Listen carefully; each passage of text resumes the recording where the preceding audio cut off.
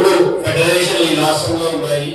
RMP PLP association federation ఆ మూడు కలిసి ఐకమత్యంగా ఈ రాష్ట్రంలో గుర్తింపు కోసం, రికగ్నిషన్ కోసం, ట్రైనింగ్ కోసం పారామెడికల్ కోర్స్ లో మనకి ట్రైనింగ్ ఇవ్వాలని కోరుతూ ఒక మూవ్మెంట్ ని తీసుకొస్తున్నాం. రాష్ట్రంలో దాదాపుగా 50,000 మంది ఉన్నారు ఈ రాష్ట్రంలో ఆర్ఎంపీలు. మామూలుగా చాలా మంది అనుకోవడం ఏంటంటే ఆర్ఎంపీలా పిఎంపీలా ఏముంది, అసలీ నకిలీ అనే ఒక తత్వంలో ఉన్నారు. అసలైనా నకిలీనా అసలు ఏంటి అన్న విషయాన్ని మనం ఈరోజు చర్చించుకుంటున్నాం.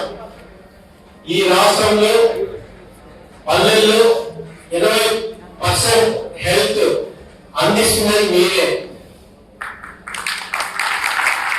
అదేవిధంగా సిటీలలో 57% హెల్త్ అందిస్తున్నది మీరే. సో అసలే లేదు. హెల్త్ అందిస్తున్నది ఈ రాష్ట్రంలోనే కాకుండా ఈ దేశంలో కూడా అందిస్తున్నది మీరే అన్న విషయం నేరుగా నేషనల్ హెల్త్ కమిషన్ చెప్పింది. నేషనల్ హెల్త్ కమిషన్ ముఖ్యలోనే ఉంది. ఈ దేశంలో హెల్త్ అందిస్తున్నది ఆర్ఎంపీలే. సో అంత సీరియస్ మ్యాటర్ ని, ఈ హెల్త్ ని మీరు అందిస్తున్నందుకు మేము పొందవలసిన ఏంటి అనే దాని గురించి చర్చించుకుంటాం. ఇంత హెల్త్ అందిస్తుంటే మీరు ఎంత ఈ రాష్ట్రానికి ఎంత బడ్జెట్ ఫైనాన్షియల్ గా ఇస్తున్నది కూడా చర్చించుకుంటున్నాం.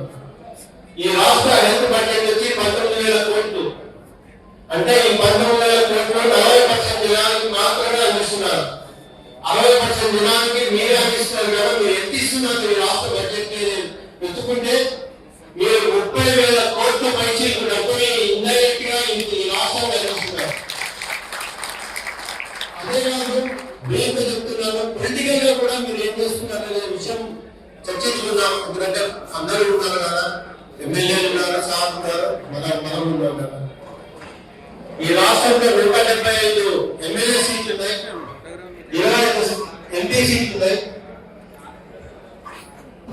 ఎమ్మెల్యే సీట్లలో 149 సీట్లు ఆర్ఎంపీ పిఎంపీ అసోసియేషన్ ప్రభావితం చేయగలిగే శక్తి ఉంది. ఎంపీ సీట్లు 25 ప్రభావితం చేయగల శక్తి ఉంది. దేశంలో 550 ఎంపీ సీట్లు ఉన్నాయి.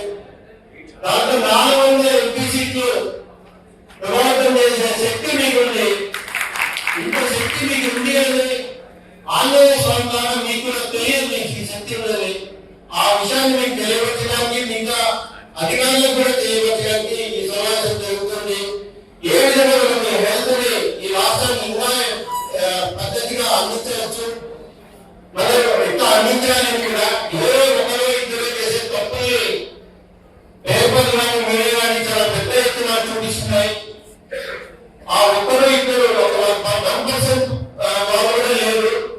సో దాని మీద మనల్ని దుష్ప్రచారం చేయడం, మనల్ని వెలగట్టడం అనేది తప్పు. సో మనం చేసే సేవలు చాలా గొప్పవి. మన దేశ స్వాతంత్రం వచ్చేది కేవలం 10% మాత్రమే హెల్త్ ఉంటుంది. ఇప్పుడు 40% రీచ్. అసలు ఈ ఆరోగ్యులు ఇక్కడే ఉన్నారు, వేరే దేశాల్లో ఉన్నారంటే అన్ని దేశాల్లో కూడా ఆరోగ్యులు ఉన్నారు. అమెరికాలో కూడా ఆరోగ్యులు ఉన్నారు.